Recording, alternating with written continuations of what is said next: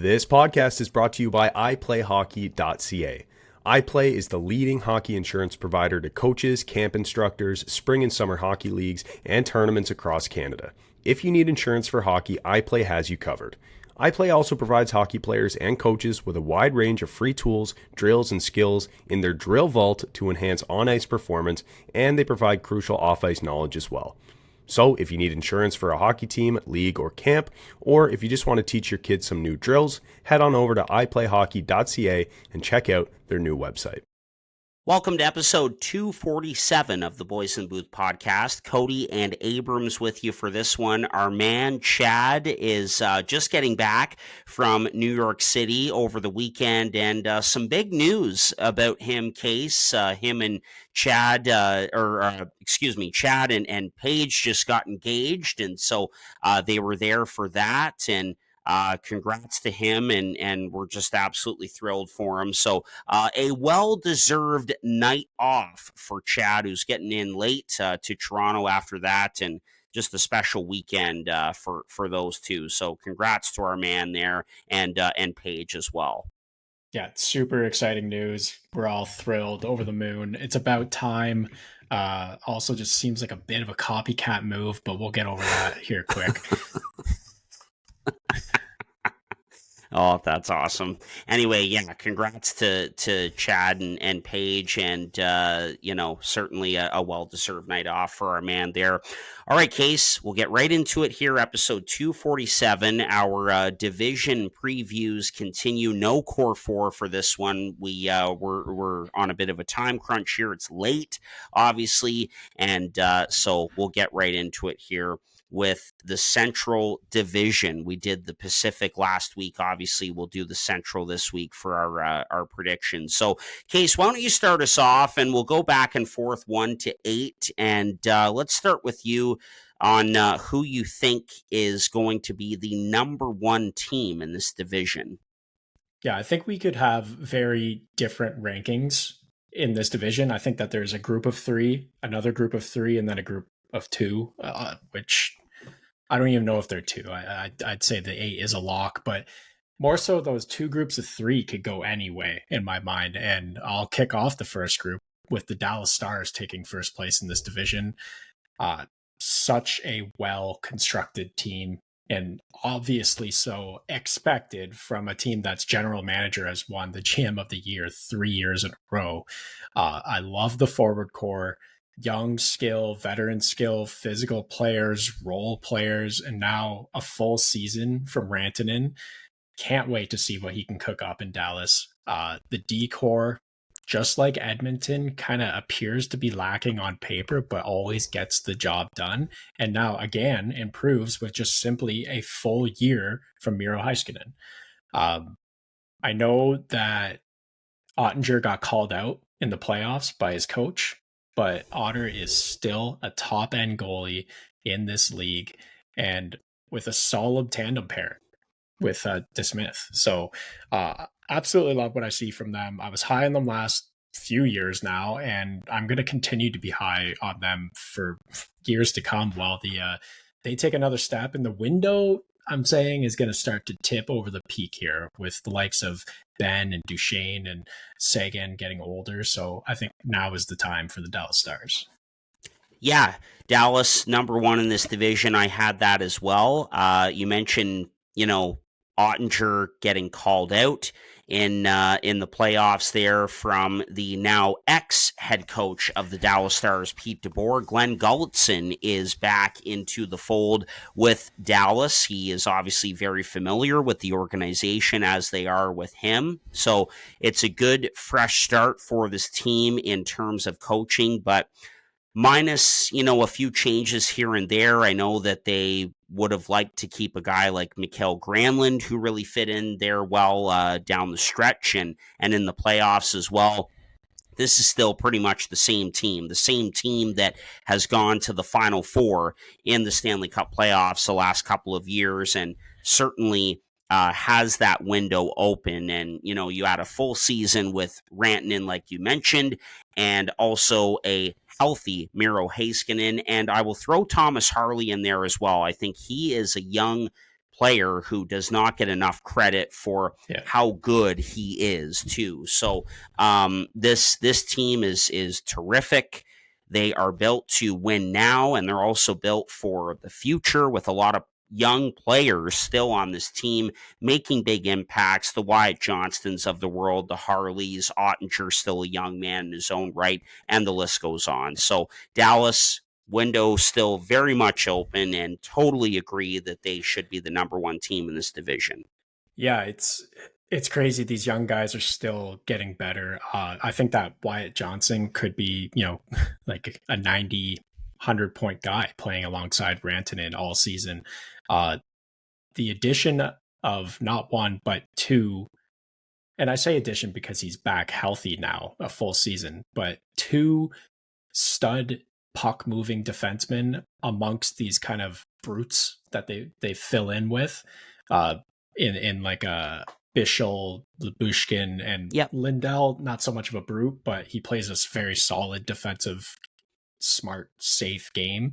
I really like what they have going on there, but for me, it's the forward core of this group is top notch. Johnson's only going to continue to put himself in the top echelon of centers in this league. Roope Hintz, we know how good he is already. Duchesne still as a 3C, he's phenomenal. And then Faxa is a very, very capable fourth line center. Brought him back. Yep. He's a third line center on a lot of teams. So I really like this group here. And then also you have to expect that Robertson is going to bounce back a little bit here and have the year we know, a 40 goal type season from him.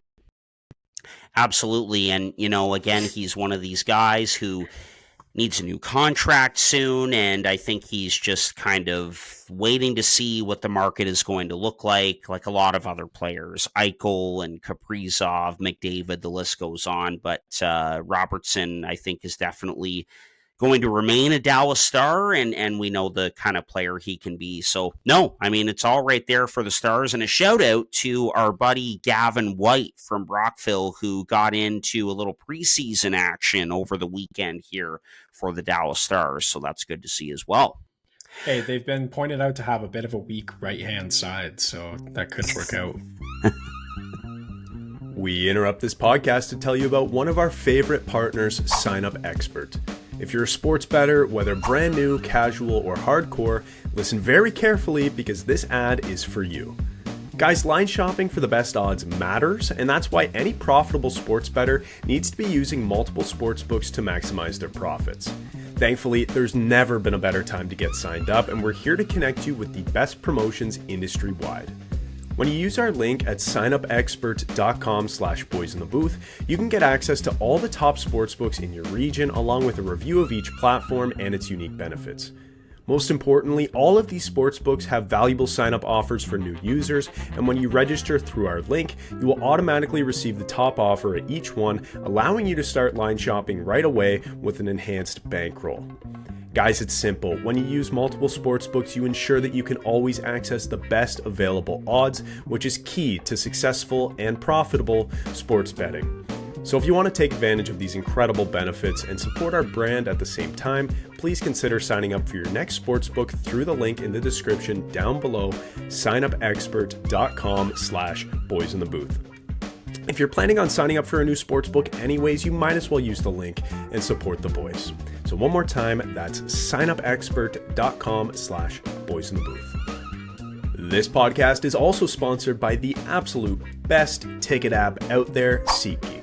SeatGeek takes the confusion out of buying tickets, making it quick and easy to get the best deals on tickets to your favorite sporting events. SeatGeek does this awesome thing where they score each ticket out of 10 based on its value, so you know if you're getting a good or a bad deal. If the tickets are green, for example, you better act quick and secure those things because that's a good deal, but if the tickets are red, maybe wait a bit before pulling the trigger and monitor the price in the app. SeatGeek just makes it way too easy. Anyway, here's the best part though. SeatGeek has completely hooked us up. Boys in the Booth listeners get $20 off their first purchase on SeatGeek with the promo code BoysInTheBooth in all caps. So click the link in the description down below to download the app, and remember to get your discounted tickets using the code BoysInTheBooth in all caps. Get great seats for a fraction of the cost with SeatGeek. BetterHelp is the paid partner of this video. The new year is a blank space for you to write a new story. BetterHelp makes it more convenient to get you started. BetterHelp is fully online, making therapy more comfortable and convenient. They carefully make sure therapists on the platform are well qualified, and their customer support team is there to help you if you have any questions. With over 7,000 reviews and a 4.5 rating on Trustpilot, BetterHelp is a platform you can trust. Your next chapter starts today. Get 10% off your first month of BetterHelp online therapy at betterhelp.com/boysinthebooth in paid partnership with BetterHelp. Oh, awesome. All right, number 2 in this division, and I'll take it away here. And I kind of wrestled between these two teams a little bit, but I will go with the Winnipeg Jets in this number 2 spot. I mean, they just had an incredible regular season last year, and I don't think any of us expected them to be as good as they were. They ended up getting by the St. Louis Blues in the first round in 7 games. I mean, what an electric finish to that series, with just the late game heroics and winning in overtime and that sort of deal. And then unfortunately lost to the Dallas Stars in round 2. But this is a very good team. And I think that, you know, there's with all the talk right now about warm climates and no tax states and all those advantages. I mean, Winnipeg is a place where they run the organization really well, from the owner, Mark Chipman, Kevin Cheveldayoff, all the way down. And they have a group of players right now who really like being there, really like playing for each other. And it shows on the ice. You know, they've been very good the last couple of years as a regular season team, one of the top goaltenders in the National Hockey League. And so all the elements are there for Winnipeg to be a very good team again in the regular season. We'll see what happens come playoff time, but I think that they just go one rung down the ladder a little bit here and still end up in that top 3 group in this division, and I've got them at number 2. Yeah, this is good, because I should have been hotter on them last year, as we all came to see, and I opened myself up to being kind of lukewarm on them again this year with putting them in 3rd on my personal ranking. But I think you're saving me here, putting them 2nd, because this is such a solid team. They're so solid every year, and you look at this group, and obviously they have their I would say 4 stars, and then there's a lot of the same guy kind of throughout the lineup. And I just jostled on if that is a good thing or a bad thing, because they're good players, but I just didn't know if too much of a good thing. I don't know. It's a weird thing to get hung up on. But you know, you look at the forward core, and you got a lot of very responsible players. You got a lot of guys who can chip in on secondary scoring. You have a world-class goal scorer, Kyle Connor, and then lots of secondary scoring. So there's nothing to dislike there. The D-core really hasn't changed. So, you know, that's got to remain positive after last season. And then, like you said, one of, if not the best goalie in the world. And I'll say he's the best regular season goalie in the world. So yeah, they rode him a bit last year, I'll say, to first place. I think obviously he was the largest piece of that, probably. And I think that might regress in a way, to the point that, like you've said, 2nd place feels right for the Winnipeg Jets. Again, they're in that group of 3 that I could see them being first. I could see Dallas being first, and then probably who I'm picking next being first. But I like Winnipeg at 2. Yeah, and, you know, you teed it up nicely for us there. Why don't we get to that next team kind of in that first tier we expect in this Central Division, and I know who you're going with here, so let's get into that for the 3rd spot. Yeah, it's it's Colorado Avalanche. I had you for a second there, and I knew you'd be excited because I said Utah, but I don't know. It's I feel like a broken record with the Colorado Avalanche in the past few seasons, because we always say this team has enough star power that will carry them into, being near, if not the top of the division. But for once, it kind of feels like it's changing into, well, now they have the depth pieces as well. And it's really starting to shape up. A big part of that is Gabriel Landeskog coming back. And obviously, he's going to help this forward group both physically and mentally because they just rally around this guy. But you look at this forward group, and it's one of the best in the league. I'd like to see what Mark Nakash can do with these guys this season full time. Obviously, contract year, you love him. Nathan MacKinnon, one of the best players in the world, and then you kind of round that out with Lehkonen, Chushkin when he's playing is incredible.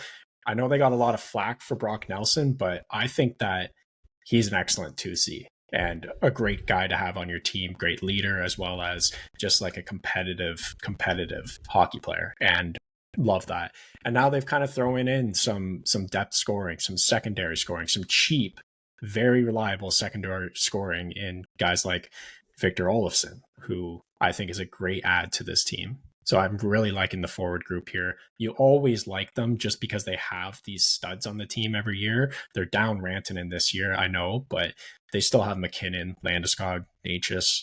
It's just going to be scoring at will. And then you look at the top four on D. You know them, you love them. The best tandem in the world. And then, you got guys like Manson, who I'm pretty high on, and Girard, when he's healthy, is a great player as well. So I think I like the D core as well. You bring in Burns, who, if you play him on a third pairing, the pressure's off. Go ahead, contribute, produce, play your game. I think that's going to be great for him. And I'm excited to see that role for Brent Burns as a 40-year-old here. And the tandem is where I start hemming and hawing a bit. I know a lot of people are high on this tandem, are saying, oh, Colorado finally has goaltending. But I've experienced firsthand what the ebb and flow of these two goalies can do to a team. And I think it's enough to either have them third in this division or first. So it's kind of a wild card there. And that's why I'm okay with Colorado in the third spot.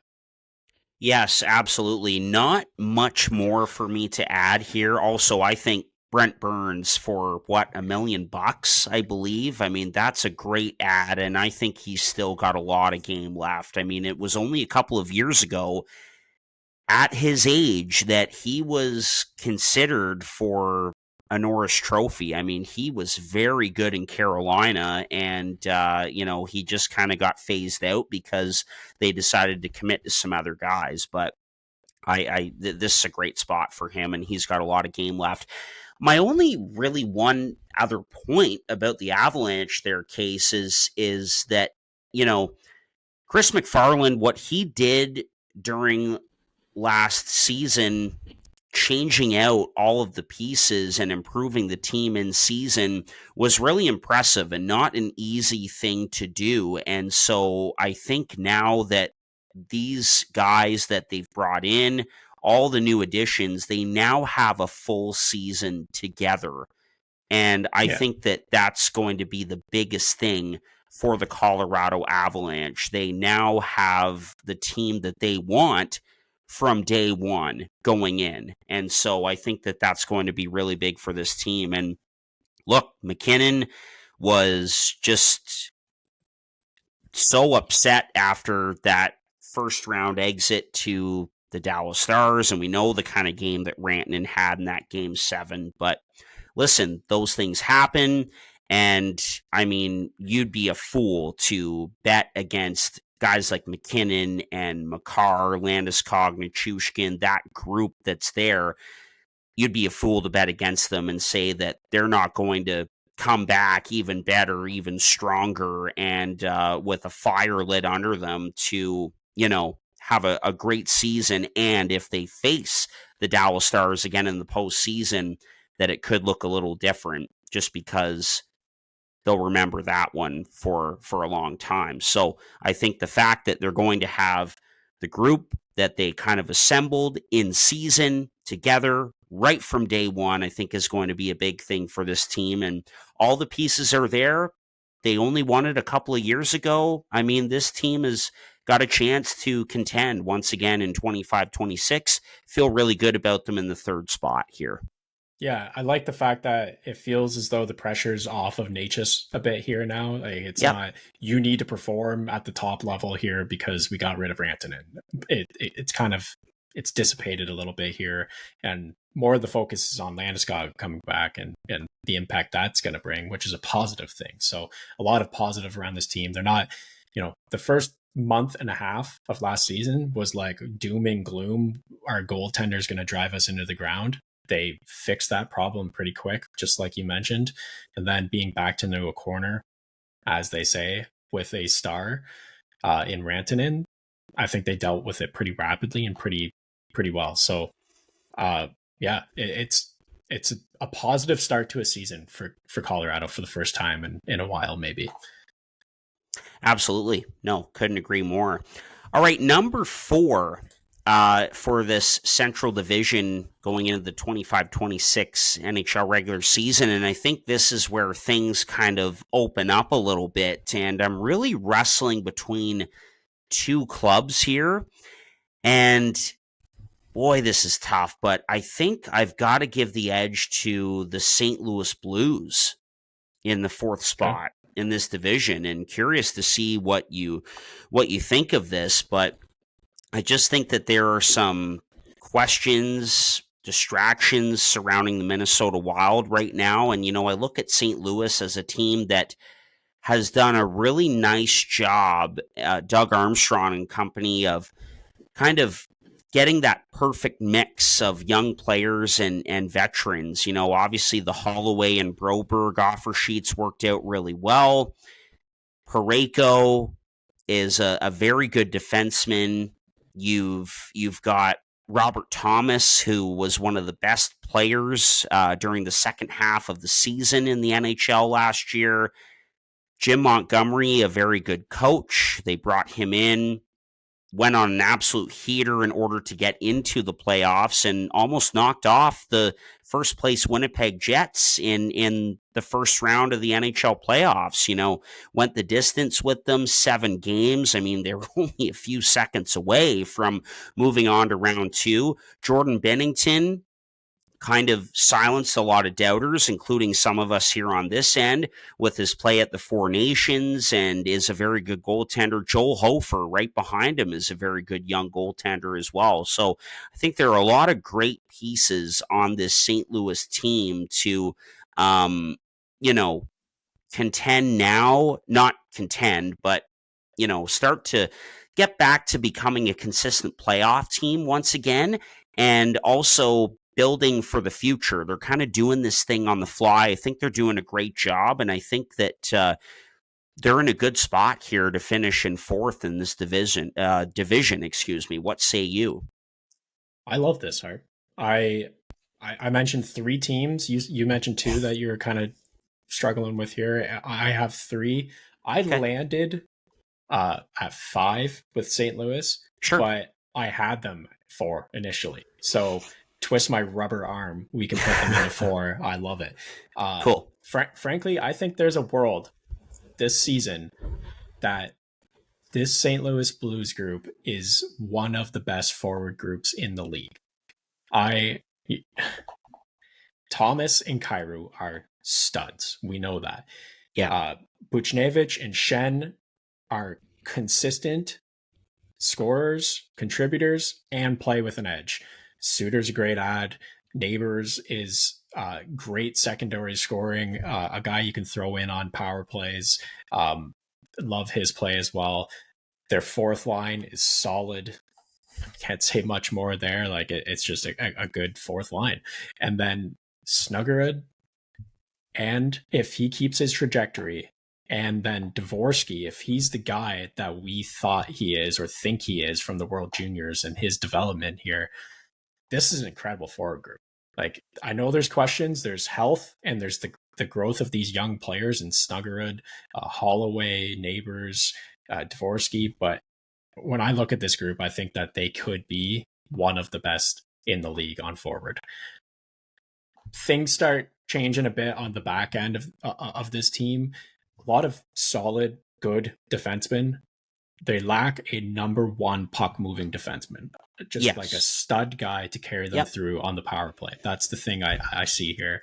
Other than that, like there's just a lot of, I trust every player on this back end except maybe Logan Mayu, but we Yeah. know that he can be a great player as well, and he's still growing. So, yeah, I'm fine with what I see there. And then Binner, I think he's going to be playing his best hockey this season because he is riding a high from the Four Nations and is also proving that he needs to be solidified as the starter for Canada at the Olympic Games.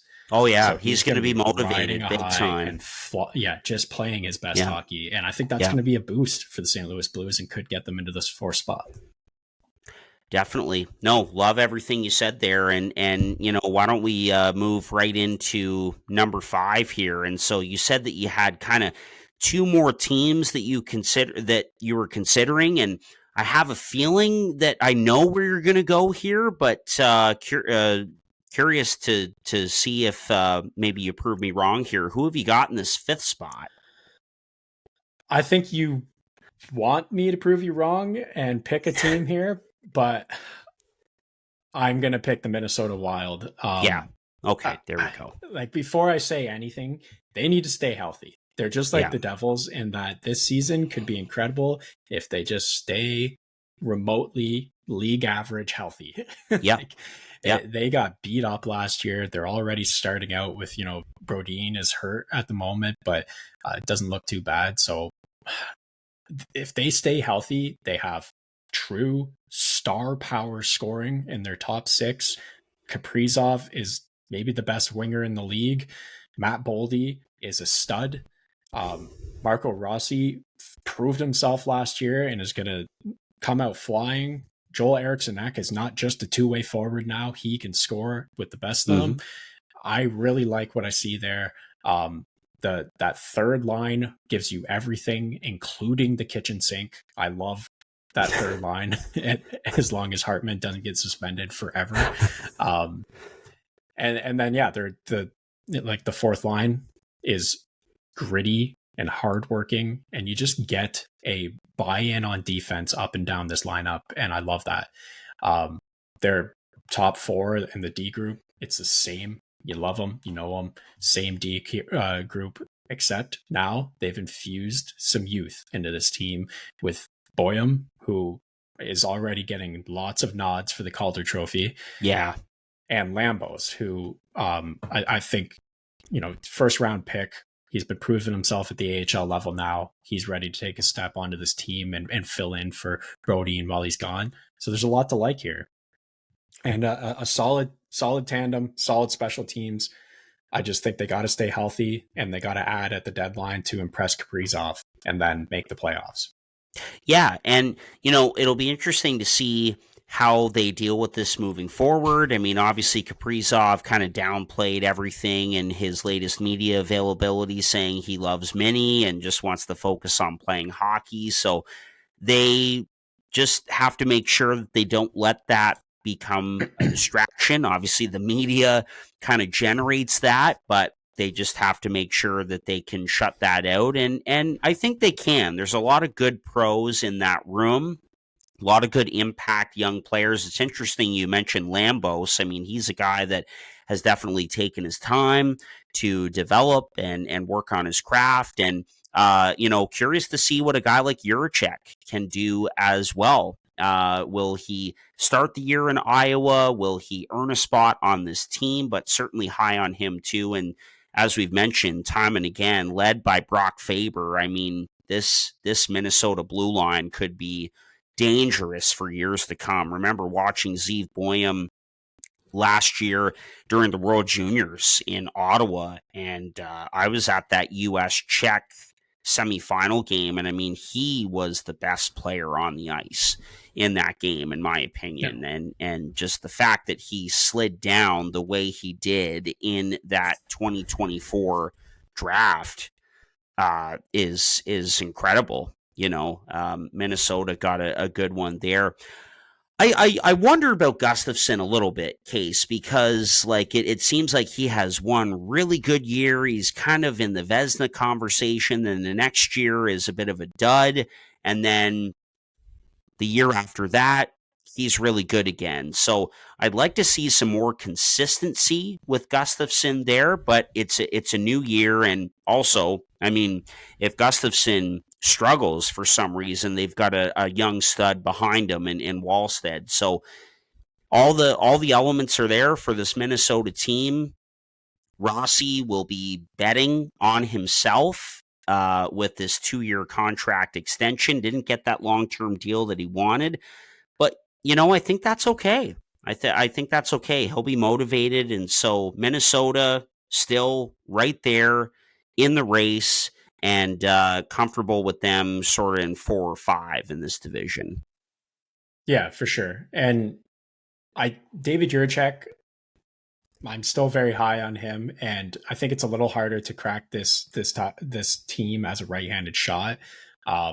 But I do think that he takes a step this season. It's just going to be later on in the season. I don't know if if he's going to be kicking off right away. I hope he proves me wrong, but yeah, I could definitely see him. Sorry, I'm just dry throating here. No, I'll definitely see him starting in Iowa or kind of popping in and out of the lineup here.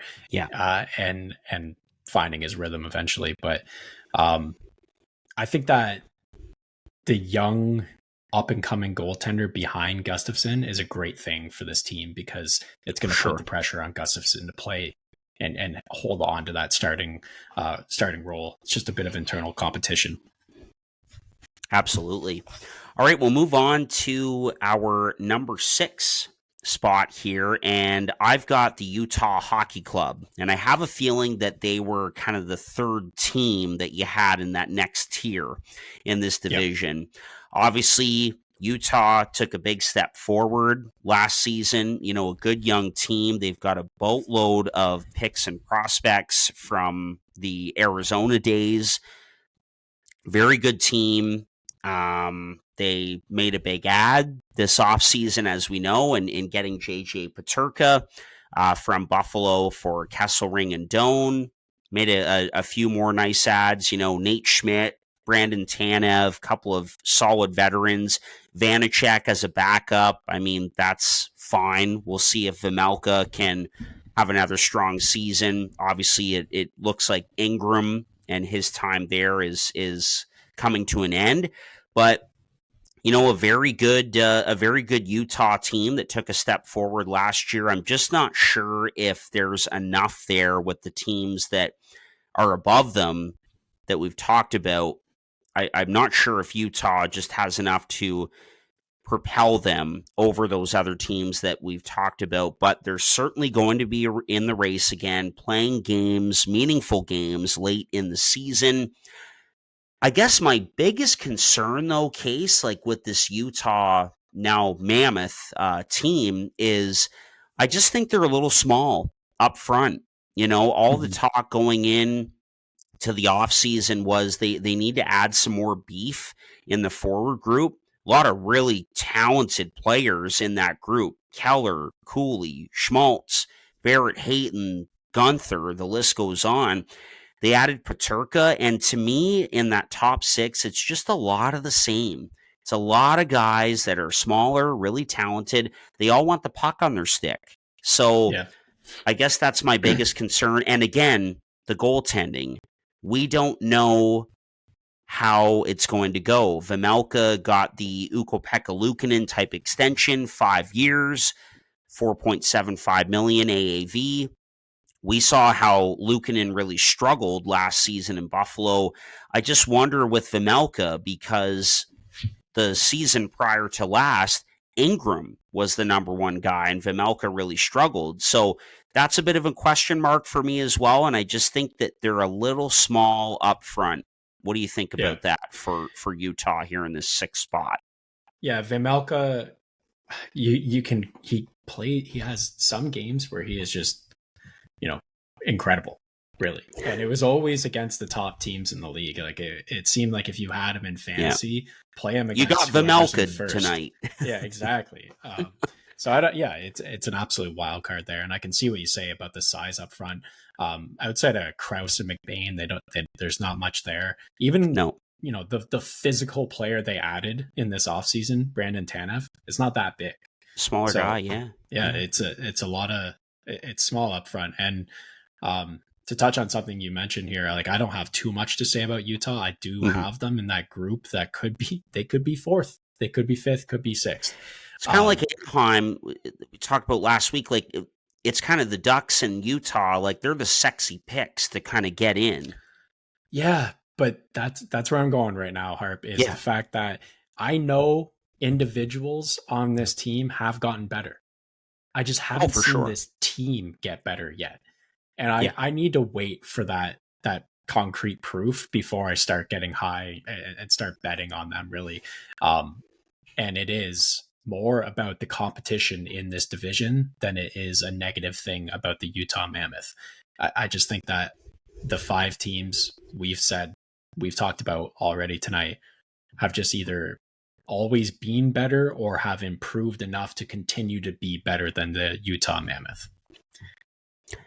No, I think that's a very good assessment for sure. It's like we said, there are a few concerns with this team, but it's more about the teams that are kind of ahead of them in this division rather than the Utah Mammoth themselves. So absolutely, I think that's fair to say. A wild card with Utah is that I think they're going to want to make a huge splash at the deadline or later in the season because they want this team to succeed. Obviously, moving the franchise is one piece, but now adding kind of the face to it, it's gaining momentum.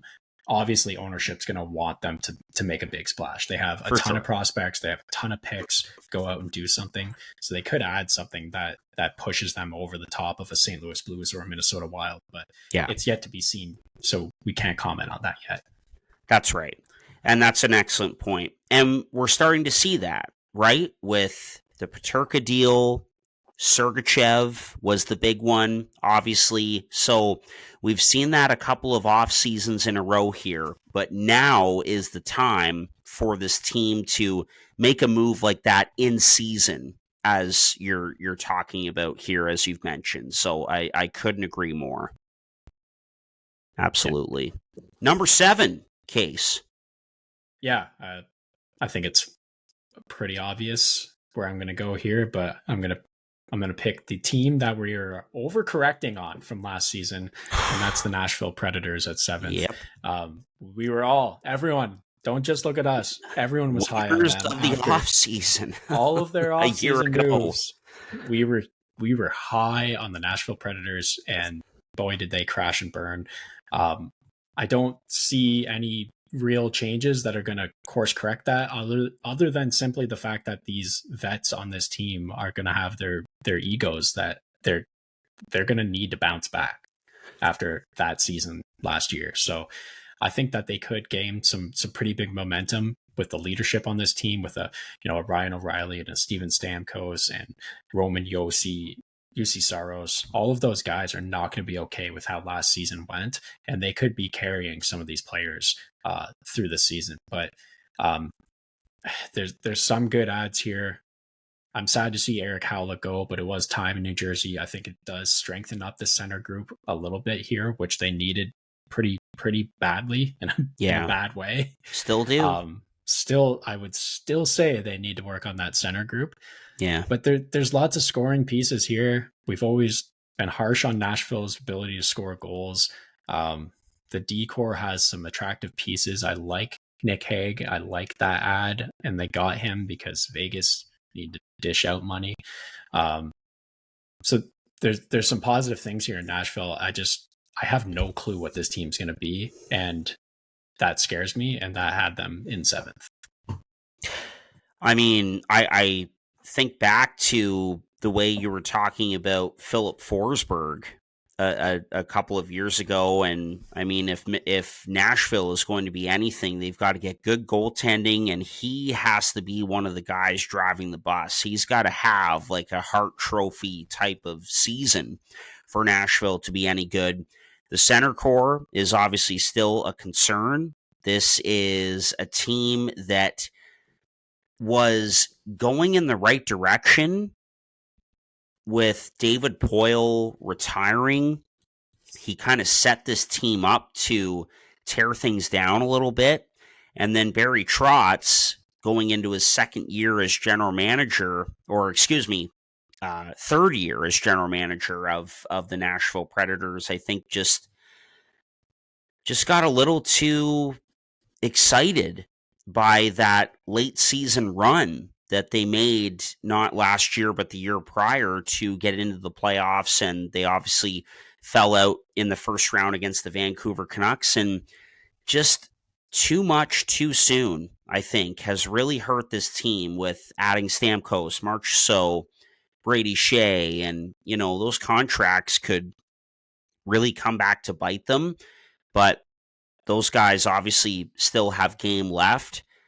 Just too many question marks with this team, kind of in no man's land, I think, right now. And I could see them potentially being kingmakers at this year's deadline. If they're not in a good spot, I mean, we could be seeing them move out these big name veterans. So I think that for Nashville, just be more competitive. Last year was obviously a disaster. Don't think it's going to be as bad this season. I just, that was just really tough to see last year. But,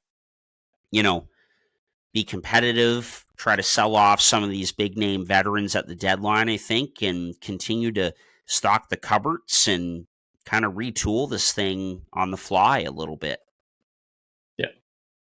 Yeah, definitely. All right. Number 8 in this division, and no surprise, it is the Chicago Blackhawks. Again, another year in this Chicago rebuild, obviously led by Connor Bedard, where they are still trying to take steps forward, and I believe they are going to take a step this season. They've got all the young pieces in place. They added another very good young prospect in Anton Frondell this offseason at the draft. A year ago in the summer, I think it was, again, like I just said with Nashville, too much too soon in terms of adding veterans. But the veterans that they added, most of them weren't really impactful. So, they're slow playing this thing, and these things take time, but all the young pieces are there. I think this back end with the pieces that are there, Vlasic obviously leads the way, Rinzel, Levshunov, Kaiser, Korchinski. I mean, that is going to be a really lethal back end in a few years, I think, and they've now got their future. Pardon me? A few years. Keywords in a few years, because they are going to. So, are they going to take a step forward? Yes, but still another year for the Blackhawks, young group, developing, take a step forward, last in this division, get another high pick, and then next season in 26-27, we may be talking about the Blackhawks as a team who could be playing meaningful games late in the season. Yeah, that decor is shiny and exciting for the future. Yeah. But they're going to bleed goals this year. A lot of people talked about, kind of the disappointment and what they brought in this season. And that kind of like the big ad was Burakovsky, and that's just about it. But I'm so fine with that. Like, let them play guys like Slaggert and Colton Dach and Del Mastro, Rinzel, Kaiser, Levshunov, as you mentioned. Let those guys play. Yeah, all these guys. Exactly. Yeah. Let them play. Let them get the playing time. That's right. Do the kind of San Jose treatment here. I think San Jose is doing it right. I think you were right in saying that Chicago kind of messed that up last year and the year before. So I kind of like the way that this offseason played out for them, and allow them to take that baby step forward. For sure. And I know a lot of people are kind of down on Connor Bedard, who just came in with otherworldly expectations coming into his first NHL season. But This is a very good hockey player who I believe is going to be one of the best players in the National Hockey League down the road. And everyone's comparing him to Celebrini or whatever, but things can change season to season. And this is a player who, was getting a lot of flack for skipping the road championships, but Kyle Davidson made it clear that Bedard had a clear plan of what he wanted to work on in the off season. Part of that was his skating, being more explosive. And so I'm expecting a big year from Connor Bedard. I'm expecting a big year from Frank Nazar as well. And I mean, just again, we're talking about the pieces that the Blackhawks have lined up here for the future, very much like the San Jose Sharks case. And again, they'll be right in the conversation for that number one pick once again. And so, Chicago, things are looking good moving forward. They learned from their mistakes a summer ago, and they're going to take a step. And it's just another step in the process for this young Blackhawks team. It was Nathan MacKinnon's 5th season when he blew up and took off. So yeah, I could see Connor Bedard it being this season for him, if not next year. Exactly. No, exactly. All right, well, there we go. 1 through 8, our projections for the Central Division. Again, congrats to Chad on his engagement with Paige over the weekend in New York City. Certainly deserving of the night off. Case, great to jump on with you here for episode 247. We will be back next week to preview the Metropolitan Division as we get into the Eastern Conference. Hockey is back. Awesome. So excited for another NHL season. And thank you for being with us here on the Boys in the Booth podcast, proud partner of iPlayHockey.ca. Thank you, and we'll talk to you again next week.